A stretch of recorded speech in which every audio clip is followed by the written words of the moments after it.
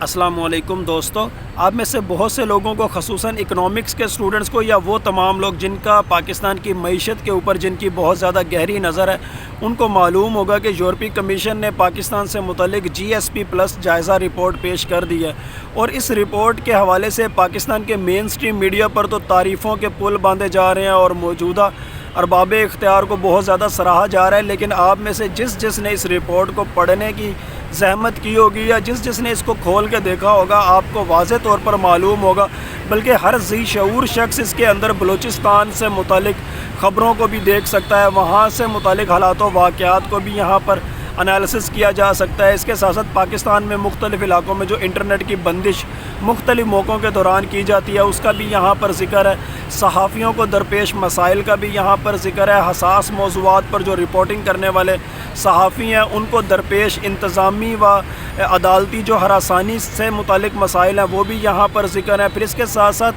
انسداد دہشت گردی کے قوانین جس طرح سیاسی مخالفین کو دبانے کے لیے استعمال کیے جا رہے ہیں ان کا بھی یہاں پر ذکر ہے، پیکا قوانین کا بھی یہاں پر ذکر ہے، اور بھی بہت زیادہ باتیں جن کا ہمارے مین سٹریم میڈیا پر تو ذکر بھی سننے کو نہیں ملتا، لیکن ہم میں سے ہر ذی شعور شخص یا خاص طور پر اکنامکس سے ریلیٹڈ یا انٹرنیشنل ریلیشنز سے ریلیٹڈ جتنے بھی اسٹوڈنٹس ہیں وہ ان تمام تر الفاظ کے چناؤ کو بآسانی سمجھ بھی سکتے ہیں، اور آپ میں سے جتنے لوگ ڈسکورس انالیسس کے ٹولز کو استعمال کرنا جانتے ہیں وہ سمجھ جائیں گے کہ یورپی یونین کی یہ جو پاکستان سے متعلق GSP+ جائزہ رپورٹ ہے، اس کے اندر پاکستان کے بارے میں کیا کہا گیا ہے، اور مین سٹریم میڈیا پر جس طریقے سے تعریفوں کے پل باندھے جا رہے ہیں، کیا واقعی اس حوالے سے کوئی تعریفانہ ایٹیچیوڈ اپنایا گیا ہے یا یہ بس ہمیں یا عوام کو یا سادہ عوام کو محض لالی پاپ دینے کے لیے اس قسم کی باتیں کی جا رہی ہیں۔ اور اسی سے متعلق GSP جائزہ رپورٹ جو ہے GSP+ جائزہ رپورٹ، اس حوالے سے اگر ہم پریڈکشنز کریں، اسٹیٹ سائیکالوجی کو دیکھیں، اکنامک سائیکالوجی کے مختلف ٹولز کو یوز کریں اور زورواسٹرن نیمرولوجی کو بھی یہاں پر پیرالل یوز کریں، تو ایسا نظر آتا ہے کہ جیسے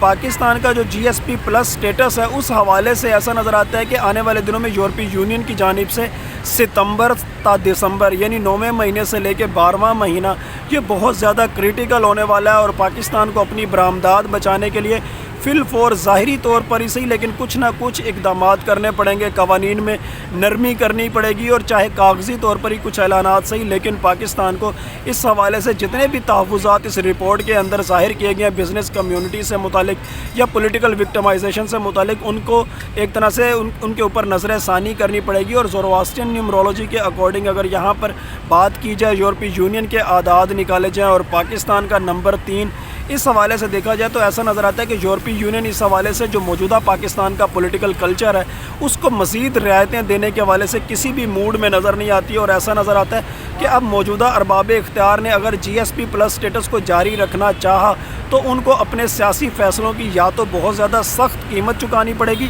یا پھر کہیں نہ کہیں فلیکسیبل موڈ ایڈاپٹ کرنا پڑے گا، اور ان کی کوشش پھر بھی یہی ہوگی کہ کسی طرح بس ظاہری طور پر کچھ ایسے اقدامات کا اعلان کیا جائے کہ اپنے یورپی دوستوں کو کسی طرح سیٹسفائی کیا جائے، لیکن وہ بھی بہت زیادہ چالاک ہیں، وہ بھی کریٹیکل تھنکنگ کے حامل ہیں، وہ سمجھ جائیں گے کہ کہاں پر کیا چالاکی ہو رہی ہے۔ اور رہی بات پیکا ایکٹ کے حوالے سے، فی الوقت اگر پیکا ایکٹ کے حوالے سے دیکھا جائے تو ایسا نظر آتا ہے کہ پاکستان سے متعلق جو انٹرنیشنل لیگل ڈسکورس ہے وہ پاکستان کو بڑے تنقیدی نظر سے وہ دیکھ رہی ہے، اور پاکستان کو اس حوالے سے قوانین میں آنے والے دنوں میں کچھ نظر ثانی کرنی پڑے گی، لیکن یہاں پر ایسا نظر آتا ہے کہ بظاہر تو حکومت نظر ثانی سے متعلق کچھ قوانین شاید اناؤنس کرتی ہوئی نظر آئے، لیکن اندر خانے ڈیجیٹل سینسرشپ کے کوئی نئے طریقے متعارف کرا دیے جائیں گے تاکہ جو پولیٹیکل وکٹمائزیشن یا سیاسی مخالفین کو دبانے کے لیے جو ٹولز استعمال کیے جا رہے ہیں ان کی ڈائریکشن کوئی اور ہو جائے، ان کی شکل و صورت کوئی اور ہو جائے، لیکن وہ ایگزسٹ کریں۔ اور موجودہ ارباب اختیار کا اگر GSP+ جائزہ رپورٹ کے حوالے سے مائنڈ ریڈ کیا جائے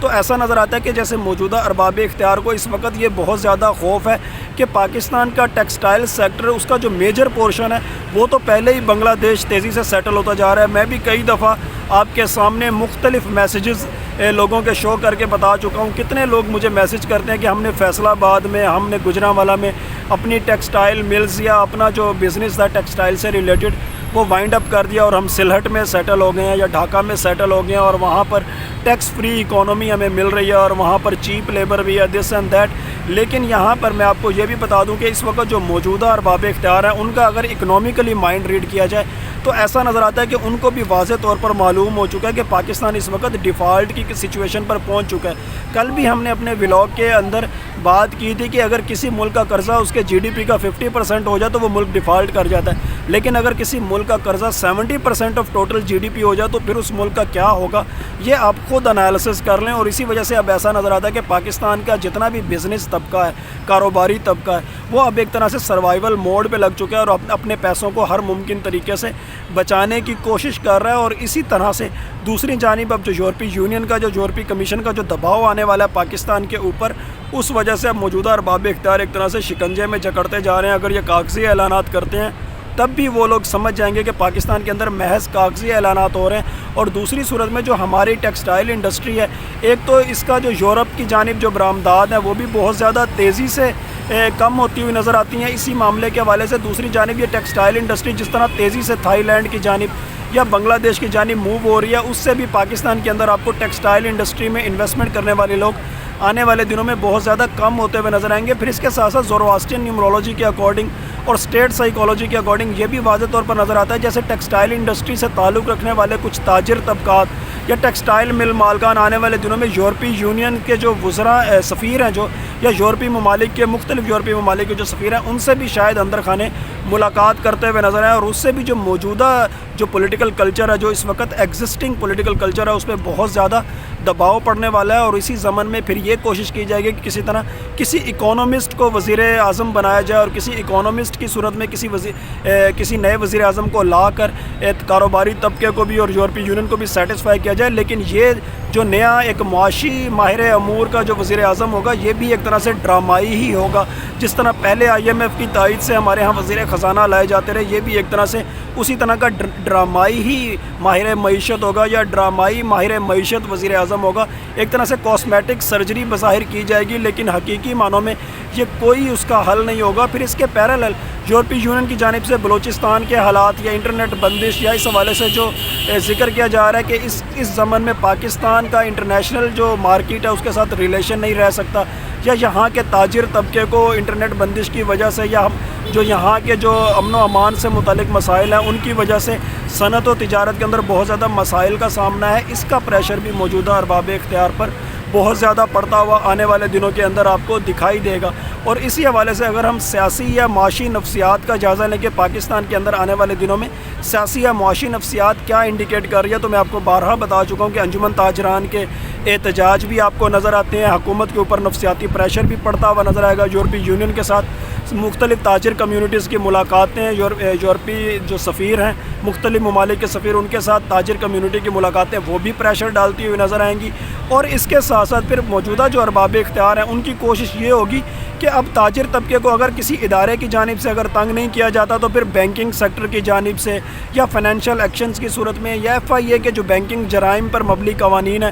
ان کی صورت میں تاجر کمیونٹی کو دباؤ میں لایا جائے تاکہ براہ راست حکومت کے اوپر یا حکومتی جو ابو دا لا انسٹیٹیوشنز ہیں ان کے اوپر ڈائریکٹ بات نہ جائے. اور کہیں نہ کہیں یہ بات ہے کہ انہوں نے ٹیکس چوری کی یا انہوں نے اکنامک کرپشن کی یا اکنامک ٹیررزم کیا، دس اینڈ دیٹ جو بھی آپ اس کو کہہ لیں، لیکن یہاں پر بھی یورپی یونین اس حوالے سے بھی کریٹیکلی ایویلیویٹ کرے گی. اور یہ تمام تر ڈرامے آپ کو میں ایک بار پھر کہتا چلوں پاکستان کے اندر اب اس وقت جتنے ڈرامے ہونے جا رہے ہیں، چاہے وہ پولیٹیکل پارٹیز، کوئی پولیٹیکل پارٹیز آپ کو کسی مخصوص سیگمنٹ کی تعریف کرتی ہوئی نظر آ رہی ہیں، کچھ پولیٹیکل پارٹیز کسی مخصوص سیگمنٹ کی برائی یا اختلاف کرتی ہوئی نظر آ رہی ہیں. یہ سب کا سب معیشت کی بنیاد پر ہو رہا ہے، یہ سب کا سب اکانومی کی بنیاد پر ہو رہا ہے. اور اسی اکانومی کی بنیاد پر جو ایگزسٹنگ ارباب اختیار ہیں ان کا من پسند جو سیاسی کلچر لانے کی جو ایک کوشش ہے وہ کہیں نہ کہیں یہ کوشش آپ کو فیل ہوتی ہوئی دکھائی دے گی. اور ایک نیا سیاسی کلچر پاکستان کے پولیٹیکل سرفیس کے اوپر ابھرتا ہوا دکھائی دے گا، جہاں پر حقیقی معنوں کے اندر آپ کہہ سکتے ہیں کہ حقیقی طور پر پاکستان کے اندر اصلاحات بھی ہوتی نظر آئیں گی، اس کے اندر اکنامک اصلاحات بھی ہوں گی اور پھر اکنامک وے میں آپ کو مختلف ڈائمینشنز میں پاکستان بہتری کی جانب جاتا ہوا بھی نظر آئے گا. یہ جو کچھ آپ کو بتایا